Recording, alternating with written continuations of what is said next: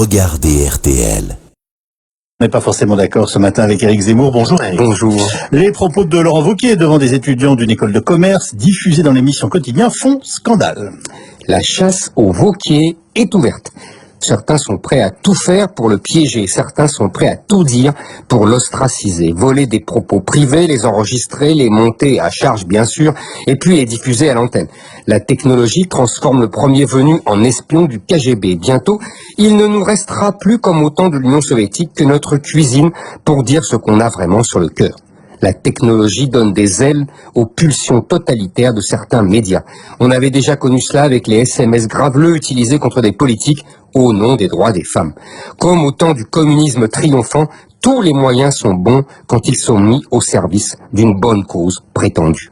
Wauquiez peut être fier de lui. Il est vraiment devenu la bête noire du système médiatico-politique. Oh, bien davantage que Marine Le Pen qui ne fait plus peur à personne. Wauquiez est comparé à Trump, ce qui est désormais le sommet de la diabolisation, le remplaçant des anciennes insultes codifiées par la gauche de longue date. On est trumpisé comme on était naguère fascisé ou le pénisé.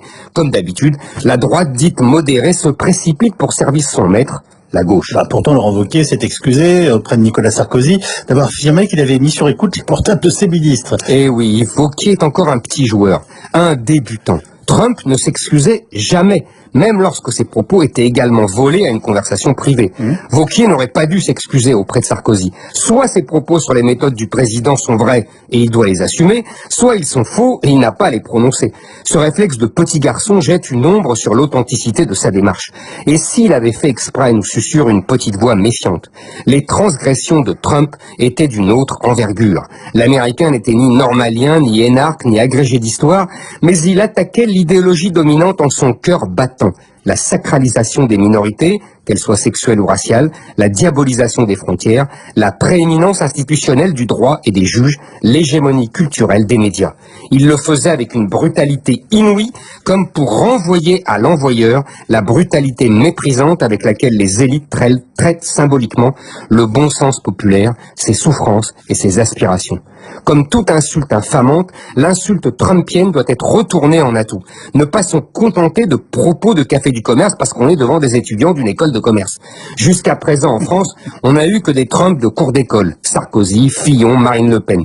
Des petits Trumps de connivence qui font semblant, qui transgressent sans transgresser, qui se regardent et s'admirent transgresser, qui prennent la transgression intellectuelle, idéologique et politique pour un duel à fleuret moucheté, alors que cela doit être une arène où le gladiateur joue sa peau.